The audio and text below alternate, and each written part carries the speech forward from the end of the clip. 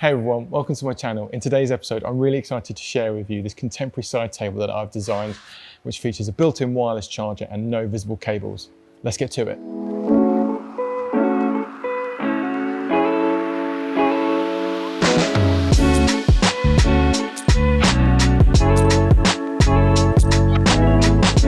First up is running these boards through the thicknesser to level these bad boys out, as being pine, they aren't the straightest boards in the workshop.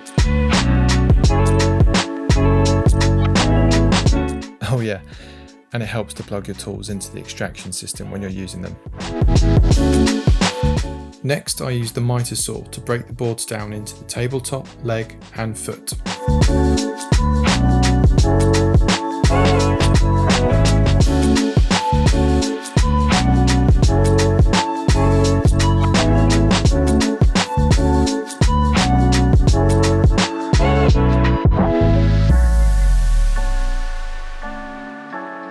Once the glue had dried, it was time to head over to the planer to level out the edges. I then moved over to my workstation to start marking out the profile of the leg.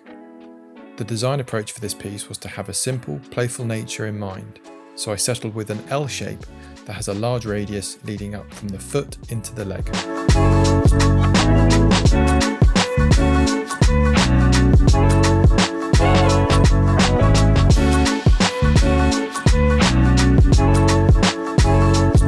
I'm using two bandsaws here, the larger blade to cut the straights and the thinner, more flexible blade to manoeuvre around the curve, so as to save me from doing lots of sanding.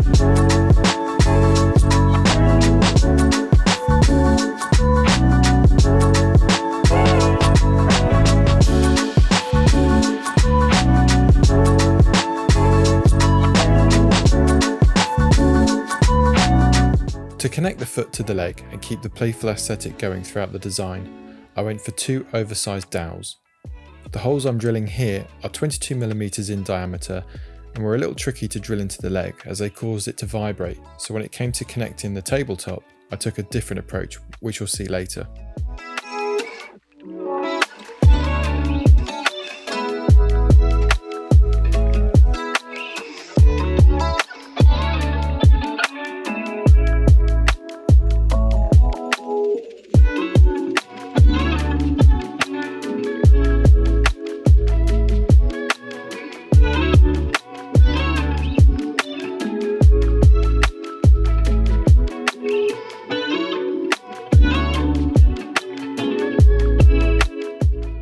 So, now onto the tabletop, where all the magic is happening. I got the idea for this project after seeing a couple of other YouTubers make coffee tables with wireless chargers in them, but they had power cables coming out from the legs to plug them into the mains, which I felt was a bit of a cop-out. Firstly, you'd end up with this cable running along your living room floor, and secondly, it would limit where you could put the table due to the cord length. Now, my original plan was a little ambitious, to say the least, given that I live in London, and that was to hook the wireless charger up to a small solar panel and to get some of that free sweet energy from the sun. But instead I had to settle on sandwiching a 20,000 milliamp battery into the tabletop, which would provide plenty of charging and would be easily recharged when needed.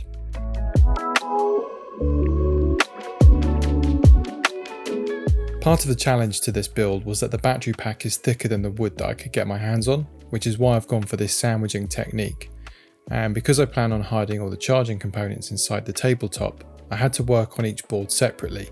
So here I am using the first board, which will be the underside of the tabletop, to mark out the second board for where the cavity will go for the battery.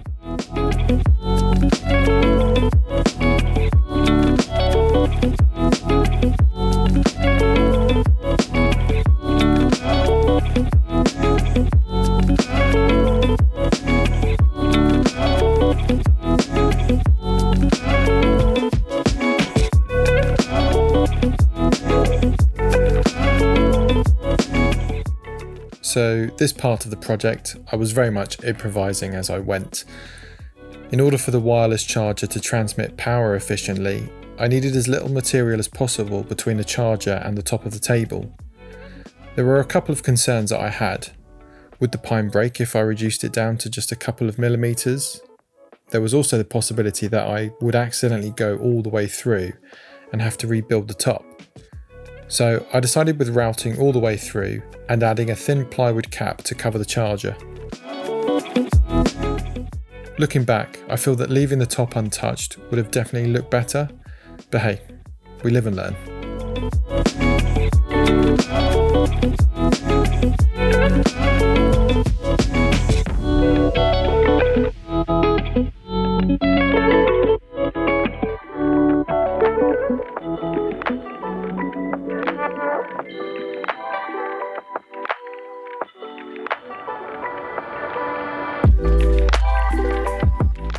When I started this project, I knew there'd be challenges, mainly cutting out all these internal parts for the electronics with a ham router.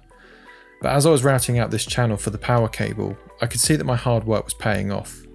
Sure, this would have been a breeze to cut out on a CNC router, but I doubt I would have enjoyed it as much as I did, or have the same sense of accomplishment. And like a wise man once said, "Oh yeah, it's all coming together."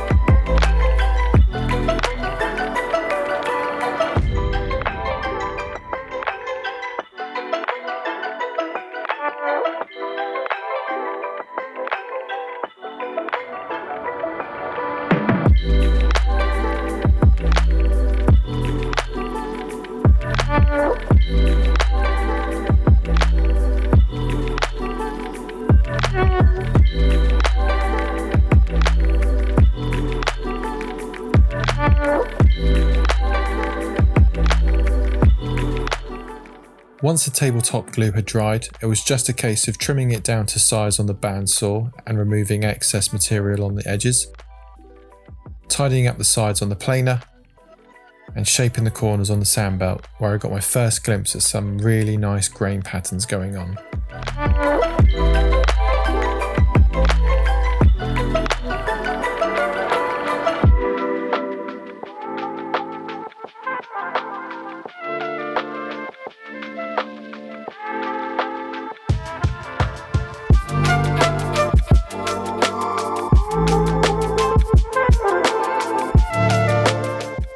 To connect the tabletop to the leg, I've gone for a more tried and tested technique, glue and screw, but I'll be hiding the screw heads with ash dowel caps so they'll match the joint from the foot and the leg.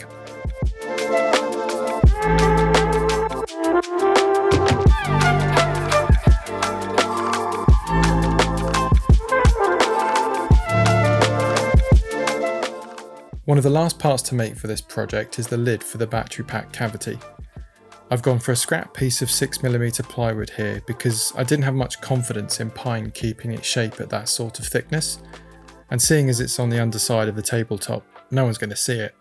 And to allow me to see how much charge is left, I've drilled a small hole in it that matches up with where the power button is located.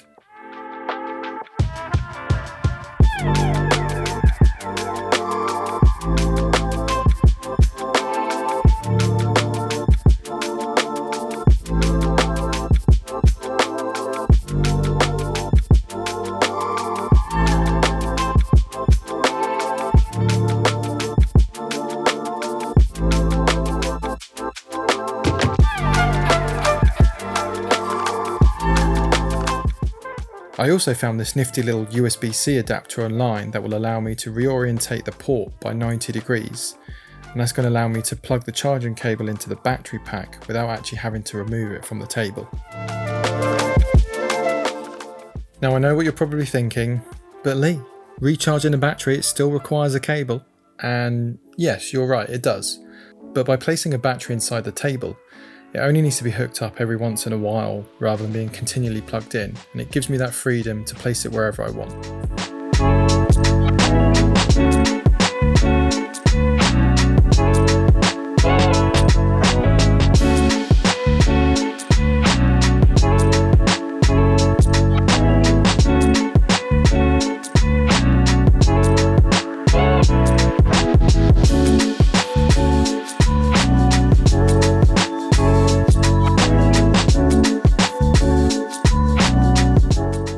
With With the table all assembled, it was just a case of applying a couple of coats of Osmo Poly-X oil in a satin finish and we're done.